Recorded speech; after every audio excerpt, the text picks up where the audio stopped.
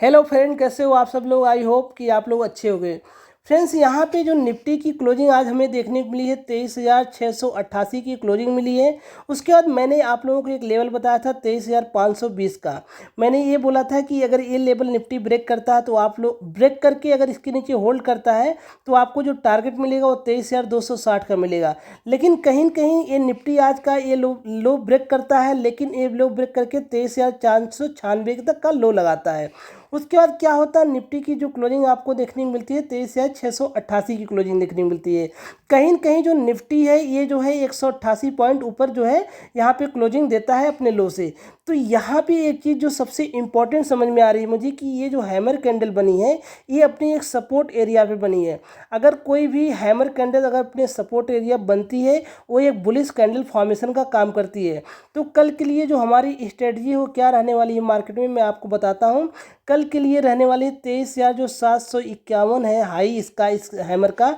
ये अगर ब्रेक होता है तो आपको जो पहला टारगेट यहाँ पे मिलने वाला है वो मिलने वाला 23,850 का। वहीं पे मैं दूसरे टारगेट की बात करूँगा तो वो मिलने वाला है 23,920 का। अगर ये दोनों लेवल ऊपर की साइड ब्रेक होते हैं तो आपको मिलेगा 24,070 का लेवल मिलेगा। उसके बाद जो चौथा टारगेट रहेगा वो रहेगा 24,240 का। ये आपको 4 लेवल ऊपर की साइड याद रखने हैं, क्योंकि हैमर कैंडल बन गई है तो हो सकता है इट में भी पॉसिबल कि यहाँ से रिकवरी हो जाए, पर 100% कोई गारंटी नहीं कि यहाँ से रिकवरी ही होगी। तो चलिए हम अगर वहीं नीचे की साइड बात करते हैं कौन कौन से लेवल हमारे लिए नोट करके रखने चाहिए। तो निफ्टी के लिए यहाँ पे आप देखेंगे अगर 23,500 का लेवल अगर नीचे की साइड ब्रेक करता है निफ्टी तो आपको जो पहला टारगेट देखने को मिलेगा 23,350 का मिलेगा। वहीं पे मैं बात करता हूँ 23,350 का लेवल निफ्टी ब्रेक करता है तो मिलेगा 23,260 का लेवल। ये दोनों बहुत ही ज़्यादा इंपॉर्टेंट सपोर्ट एरिया है निफ्टी के लिए। अगर ये 260 वाला लेवल ब्रेक हो जाता है तो यहाँ से आपको 500,000 पॉइंट का और भी डाउन साइड का फॉल देखने को अगले कुछ दिनों में मिल सकता है। यहाँ पे दोस्त एक मैं और भी चीज़ आप लोगों को बताना चाहूँगा। ये जो गैप डाउन एरिया आप लोग देख रहे हैं निफ्टी का, यहाँ पे जो ये एरिया है 24,200 और 24,240 का एक इम्पॉर्टेंट जो है रेजिस्टेंस का काम करेंगे। जब तक ये निफ्टी इस लेवल को ब्रेक करके ऊपर नहीं जाता है तब तक निफ्टी में एक बुलिश हम नहीं कह सकते कि निफ्टी यहाँ से बुलिश हो गया। तो ये पॉइंट आपको हमेशा दिमाग में रखने हैं जब भी 24,240 के आसपास निफ्टी आता है तो आपको ये बिल्कुल अलर्ट हो जाना है अपनी पोजीशन को लेके।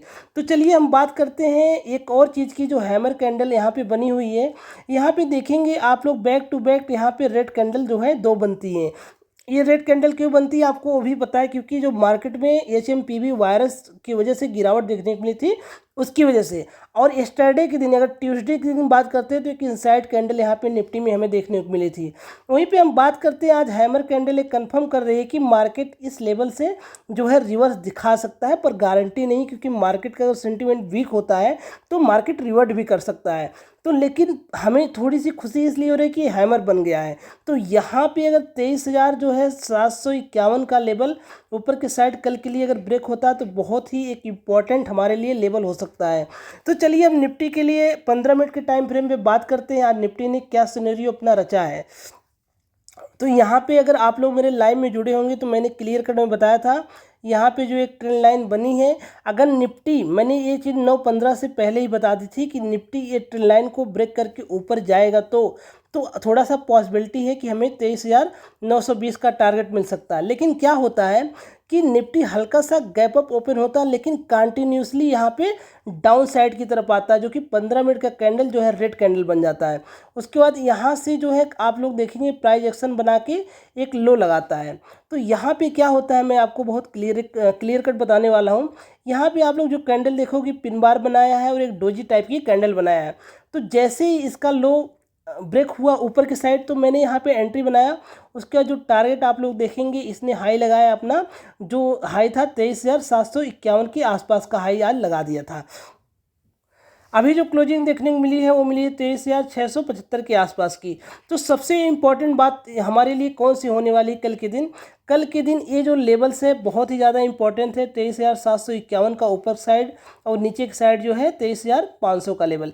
ये दो लेवल आपको मार्क करके रखना है। यहाँ पे कौन सी कंडीशन पे हम क्या ट्रेड करने वाले हैं वो भी मैं आप लोगों को बहुत क्लियर कट बताने वाला हूँ। ये जो लेवल्स हैं 23,751 का और 23,500 का, कल अगर निफ्टी यहाँ पे कहीं पे गैप अप ओपन होता है और यहाँ पे 23,000 जो है 751 के ऊपर ओपन होता है तो हमारे पास क्या स्टडी होनी चाहिए? सबसे पहले हम थोड़ा सा वेट करेंगे 3 से 4 कैंडल का 23,800 के आसपास। अगर ये कैंडल इस लेवल को ब्रेक करती है तो हमें ऊपर की साइड एंट्री करना है, डेफिनेटली एंट्री करना है, जो कि हमें टारगेट को लेके जाएगी 23,920 के टारगेट पे आपको लोगों के इंट्राडे में ये टारगेट आप लोगों को आसानी से अचीव हो सकता है। वहीं मैं बात करता हूँ अगर इसकी यहाँ पे कहीं पे ओपन होती है निफ्टी तो यहाँ पे आपको स्टडी अपनानी 3 से 4 कैंडल का वेट करना है 23,500 के लेवल पे। उसके बाद जैसे ही नीचे की साइड ब्रेक डाउन देती है तो आपको तुरंत एंट्री करके आपका जो टारगेट रहने वाला है 23,350 कराने वाला है। ध्यान रहे कि ये सारे लेवल एजुकेशनल पर्पज से आपको दिए जा रहे हैं, कोई भी बाइंग और सेलिंग की रिकमेंडेशन नहीं है दोस्तों। तो ये सारे जो लेवल्स हैं निफ्टी में कल के लिए आपको एक इम्पॉर्टेंट जो है जोन प्रोवाइड करा सकते हैं। तो चलिए वहीं पे हम बात करेंगे अब बैंक निफ्टी के बारे में। सबसे पहले बैंक निफ्टी को हम डेली टाइम फ्रेम पे देखेंगे। यहाँ पे देखेंगे जो बैंक निफ्टी की क्लोजिंग आप लोगों को देखने को मिली है 49,835 की क्लोजिंग मिली है। सबसे इंपॉर्टेंट जो लेवल रहने वाले कौन कौन से लेवल रहने उसका डिस्कस हम पहले कर लेते हैं। यहाँ पे जो ऊपर के साइड में बात करूँगा तो 50,250 का लेवल रहेगा, एक इम्पॉर्टेंट रेजिस्टेंस का काम करेगा बैंक निफ्टी के लिए। वहीं पे मैं नीचे की साइड बात करूँगा तो 49,400 का लेवल ये जो है सपोर्ट का काम करेगा और ये वाला लेवल रेजिस्टेंस का काम करेगा। ये दोनों लेवल आपको मार्क करके रखना और यहाँ पे देखना है जो ये गैप डाउन हुआ था अभी कहीं कहीं इस लेवल पे रेजिस्टेंस ले रहा है। तो ये सारे लेवल्स भी आपको जानने चाहिए। 51,500 का लेवल ऊपर के साइड भी एक इम्पॉर्टेंट अभी रेजिस्टेंस यहाँ पे बना हुआ है 51,000 और यहाँ पे 52,000। तो एक चीज़ जो मुझे समझ में आ रही है अभी तक पता है, यहाँ पे बैंक निफ्टी जो अपनी इम्पॉर्टेंट सपोर्ट की नीचे तो आया था लेकिन यहाँ पे अच्छी खासी बाइंग होने की वजह से ये जो है ऊपर जाके क्लोज देता है 49,835 की।